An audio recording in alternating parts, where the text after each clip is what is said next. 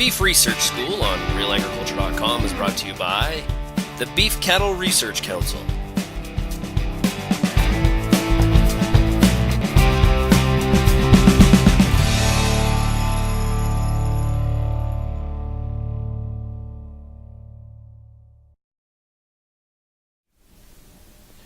Well, the right kind of research should be transformative and should be providing solutions to keep producers competitive, keep operations running efficiently, positioning themselves in terms of both domestic and international markets. And so it's the innovation mechanism in which primary, secondary processing sector needs to maintain competitiveness in a global environment. So how does our research defend the industry and inform science-based, and help us in science-based regulations? Well, it's two things. One is policy should be based on science and evidence-based, and that's a Canadian system. And so, number one, those need to be developed, validated, and research is certainly there to do that. It can conversely also question existing policies if the industry wants to move in a particular direction by revisiting that science and exploring new techniques or replacements. That's how you're going to end up in a situation where you continue to modernize and innovate. Well, probably the easiest way to talk about why research is important is to give a couple of examples. And one of the first ones I'm going to talk about is one that's in the news a fair bit these days, and that's the whole issue around antimicrobial use and antimicrobial resistance. And the reason that's in the news a lot is that consumers are really, really concerned, and the reason they're concerned about this is that they get a lot of messages saying that drugs for use in human health are less effective now because they're abused in livestock production. And so if we as an industry want to keep using these animal health treatments, we need to have the facts to show whether we're actually using them prudently. And so over the last 10 or 12 years, there's been a series of research projects where researchers have looked at the degree to which these products are used in beef production, as well as whether resistance is developing in bacteria. And what they've been seeing repeatedly through all these studies is that the level of resistance to the drugs that are most important in human health is really, really low. It's 2% or lower, and it's not increasing. So it's, even though these new drugs are coming along and they're getting used, the degree of resistance isn't changing at all, which is a good news story for our industry. And it's also a good news, or one of the reasons that it's turning out that way. Probably the main reason that it's turning out that way is that when you look at the use of these products, those drugs that are of most importance in human health are very, very rarely used. The vast majority of the antimicrobials that are used in livestock production are rarely ever used in human health at all. They're either drugs that have been around so long that they're not used anymore, or they're ones that just don't have any human health conditions to treat. So that's a really good news story for our industry, partly because it allows us kind of the social license to keep raising cattle the way we have because we're doing it prudently. That's also important because if we have the numbers to demonstrate that the industry is using these products prudently and that there's no problems developing as a result of our prudent use of these products, it's going to help industry to defend its use of these products when there's pressure on the government to introduce regulations around more stringent approval or use of those products. A lot of the production gains that producers see on a regular basis and take for granted actually have their roots in research as well. And I'll give you two real obvious examples, and one is that carcass weight has increased by about 7 pounds per year on average pretty consistently since the mid-70s. And so what that means is that we can produce the same amount of beef now from a lot fewer cattle than we ever used to. And similar things happened with feed to gain. If you look back in the 50s, feed to gain ratio was about 10 to 1. So 10 pounds of feed for 1 pound of live weight gain. Now it's closer to 6 to 1, give or take a bit. And so that's a 40% improvement in feed efficiency. And that's happened as a result of a lot of different things. So changes in the feeds we use. So using feed and grain now instead of forage-based production. So instead of taking 3 years to get to market, now we can get them there, or 3 or 5, we can get them there now in 18 months or less. and with a lot less feed.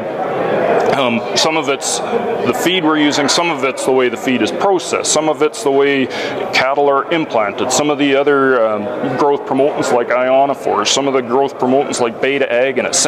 And so what happens is you get a really small incremental improvement that's really hard to notice from day to day, but if you stop and you look back to where we've come from, it's really, really hard to imagine how this industry would be anywhere near sustainable now, given the cost of feed we're dealing with. If we had to deal with a 10-to-1 feed conversion now, we'd be in serious trouble. And all of those things are the result of research, either on the farm, producers trying new things, or stuff that's happening coming out of labs that somebody says, oh, it kind of works, and eventually it gets commercialized and turns into a product.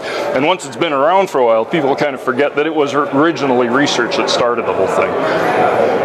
So as a result of these things, so the fact that we can produce a lot more beef from a lot fewer cattle than we ever used to, and the fact that we can do that with a lot less feed input than we ever used to, if you do the math on that, the amount of resources that we've freed up as a result of improvements in efficiency in the beef production in Canada, it's freed up roughly the equivalent of Alberta's arable land. So we'd need that much more cropland to raise cattle if we hadn't experienced all those improvements due to research on both the growth rate side and the feed conversion side.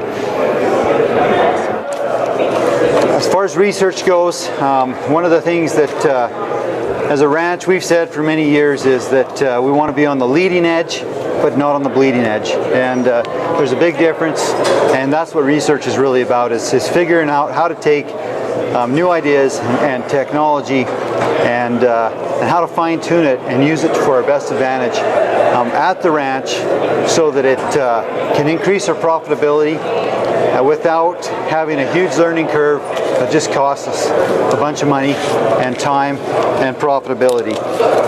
Research